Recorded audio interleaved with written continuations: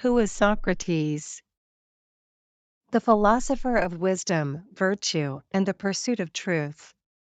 Socrates, one of the most influential figures in Western philosophy, lived in Athens during the 5th century BCE. Though he wrote no philosophical texts himself, his ideas, dialogues, and methods have profoundly shaped Western thought. His philosophy centered on ethical inquiry, the nature of knowledge, and the cultivation of virtue.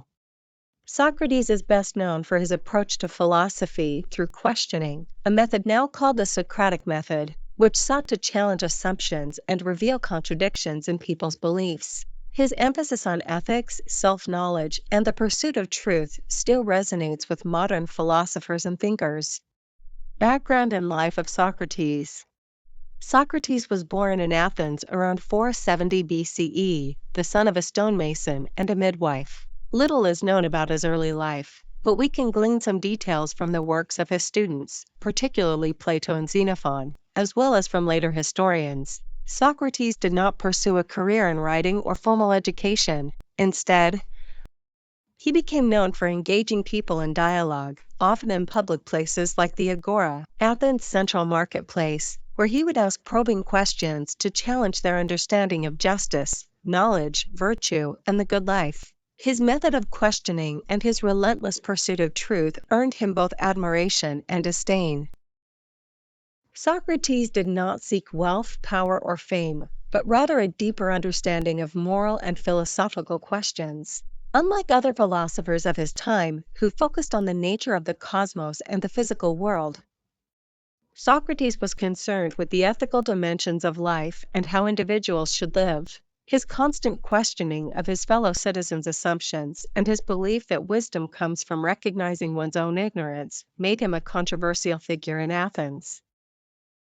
Socrates' life came to a tragic end in 399 BCE, when he was tried and convicted on charges of corrupting the youth of Athens and impiety. He was sentenced to death by drinking poison, specifically hemlock. His execution was carried out, despite his efforts to defend his philosophy during the trial.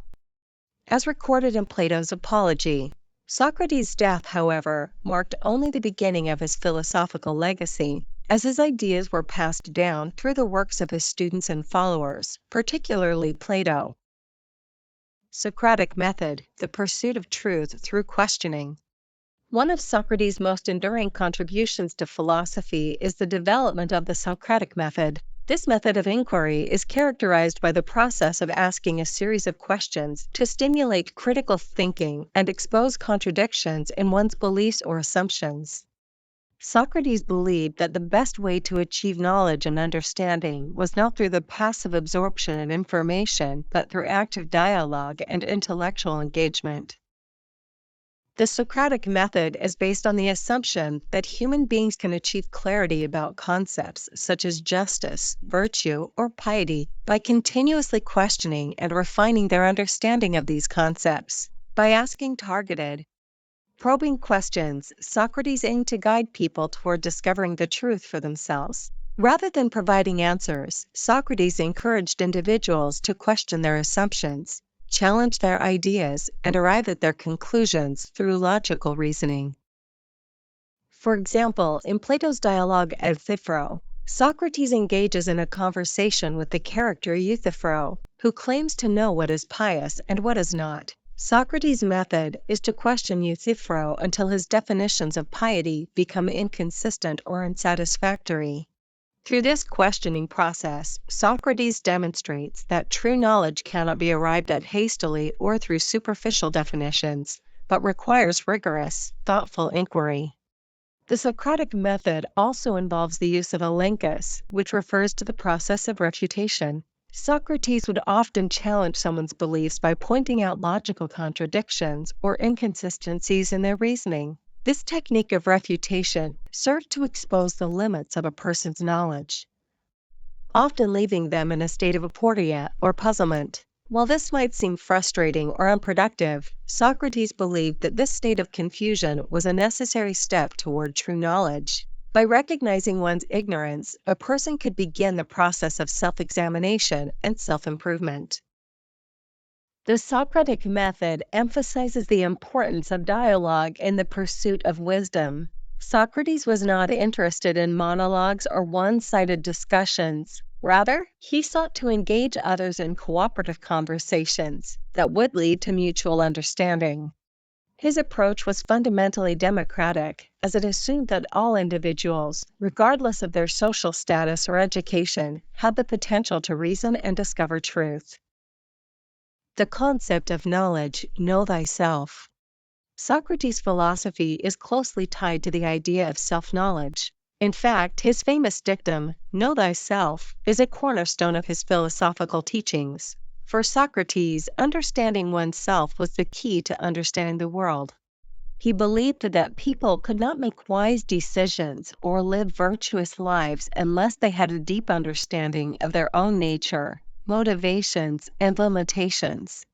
Socrates often emphasized that true wisdom was not about knowing everything or possessing vast amounts of information, but rather about recognizing the limits of one's knowledge. As he famously declared in Plato's Apology, "I know that I know nothing."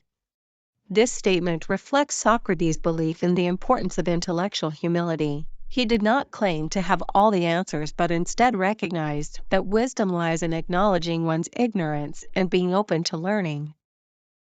For Socrates, knowledge was not something that could be taught in the traditional sense. Rather, it was something that individuals had to discover for themselves through careful reflection and dialogue.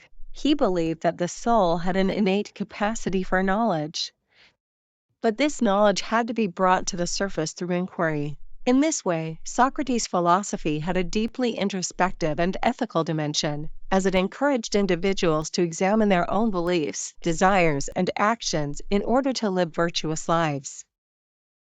The notion of self-knowledge also extended to Socrates' understanding of virtue. In his view, virtue was closely tied to knowledge, and one could only act virtuously if one truly understood what virtue was.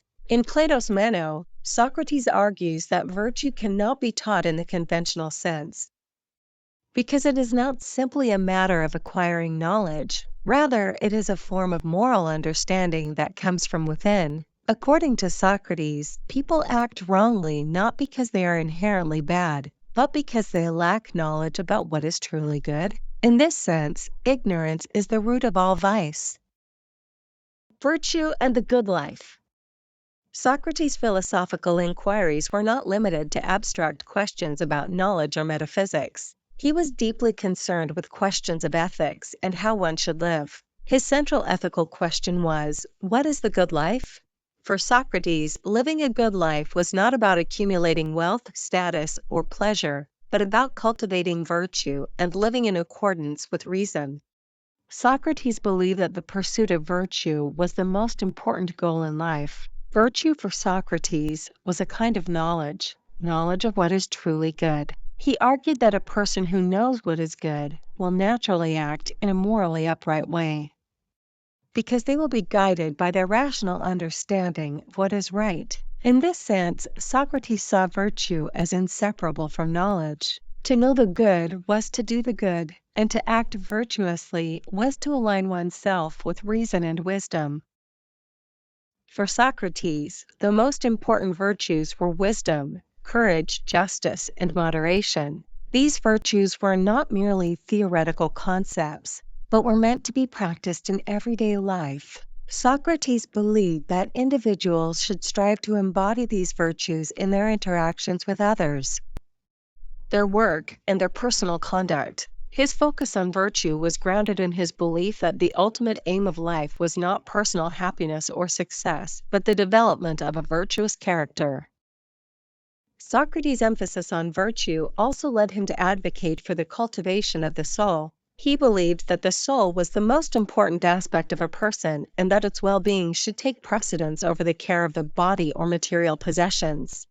In Plato's Phaedo, Socrates argues that the soul is immortal and that its true purpose is to seek knowledge and virtue. For Socrates, the good life was one in which the soul was purified and aligned with the divine, and this could be achieved through philosophical inquiry and ethical living.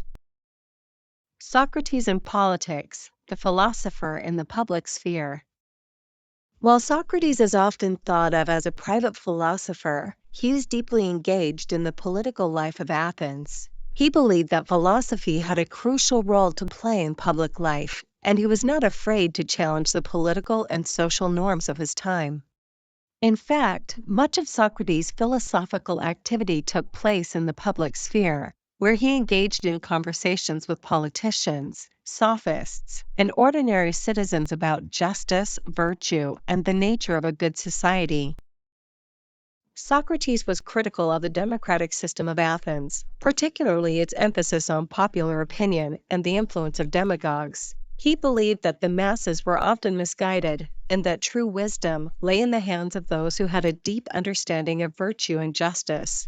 In Plato's Republic, Socrates discusses the idea of the philosopher, king, a ruler who would govern not for personal gain, but for the benefit of the whole community. Socrates' ideal ruler would be a philosopher, someone who understood the nature of justice, and who could lead the state in accordance with wisdom and virtue. Despite his critiques of Athenian democracy, Socrates was not an advocate of radical political change. He believed that individuals should focus on improving themselves rather than trying to change the political system. In this sense, his political philosophy was grounded in his belief in the power of the individual to cultivate virtue and wisdom. Socrates' legacy. Socrates' legacy is profound and far-reaching. His commitment to questioning, self-examination, and the pursuit of virtue has had a lasting impact on Western philosophy. Though he left no written works, his ideas were passed down through his students.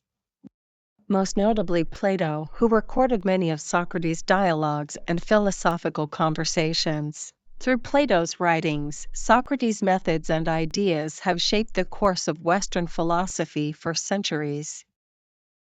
Socrates' influence extends beyond philosophy into the realms of ethics, education, politics, and science. His emphasis on reason and the search for truth has inspired generations of thinkers to pursue knowledge and wisdom. His ethical teachings have influenced countless moral philosophers, from Aristotle to Kant and beyond. The Socratic method continues to be a vital tool in modern education, particularly in fields like law, medicine, and the humanities. In the end, Socrates' greatest contribution to philosophy may be his example of intellectual humility and his commitment to the search for truth. His life and teachings remind us that the pursuit of knowledge and virtue is a lifelong endeavor, and that true wisdom comes not from knowing all the answers, but from recognizing the importance of asking the right questions. This comprehensive discussion of Socrates' philosophy highlights his approach to ethics, the nature of knowledge, and the importance of self-examination, all of which have shaped Western philosophical thought deeply. Socrates' enduring legacy is seen in how we engage with questions of morality, truth, and the good life even today. You know who he is. See you next video.